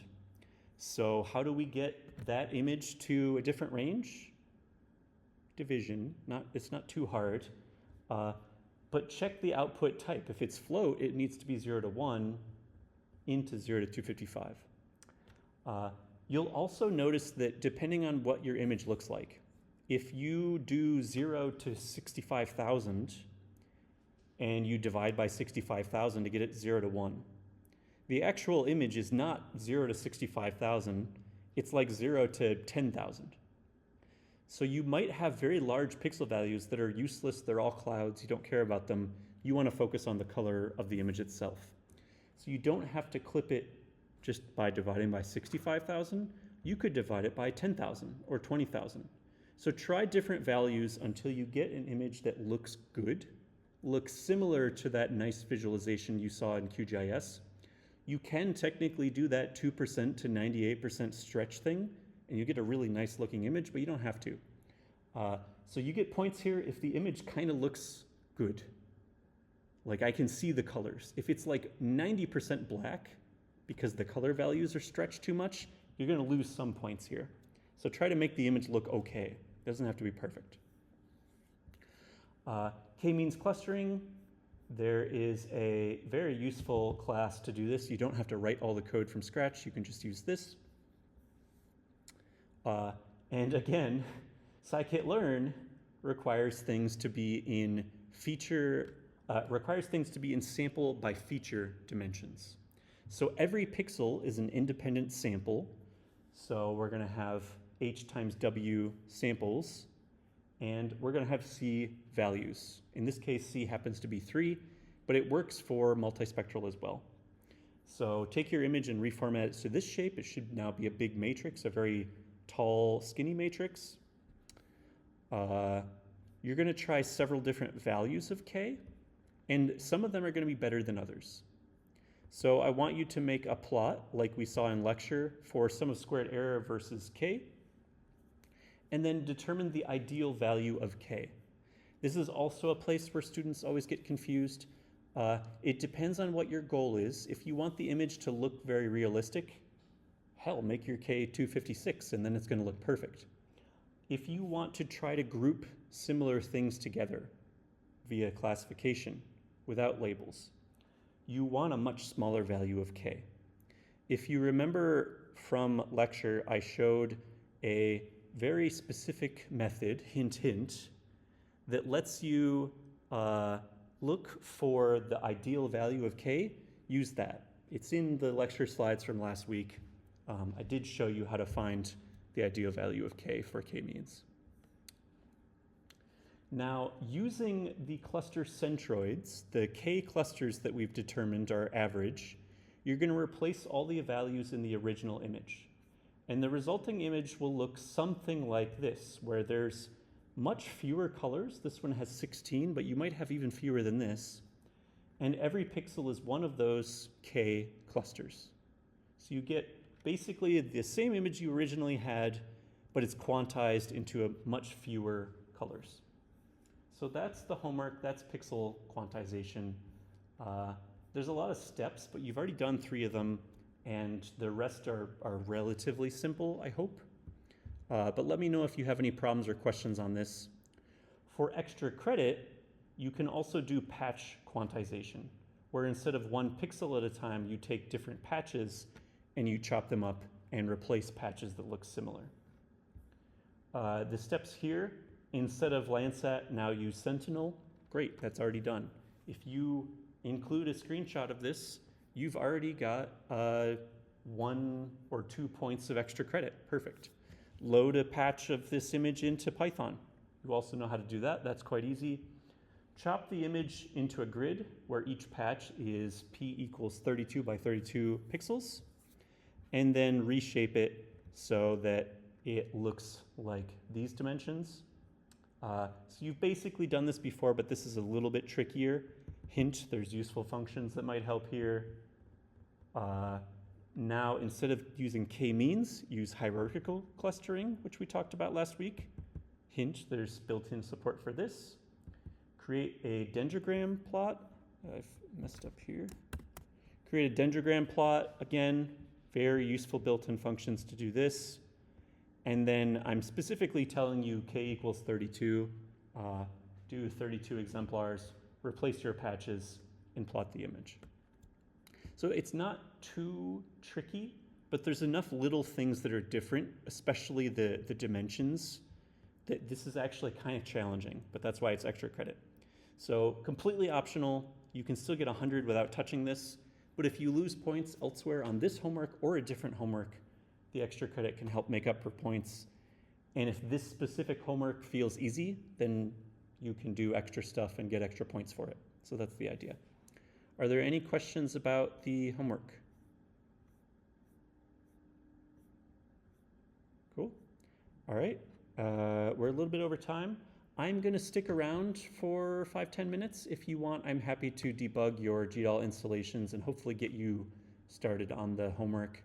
But yeah, I'll see everyone next week for the evaluation lecture.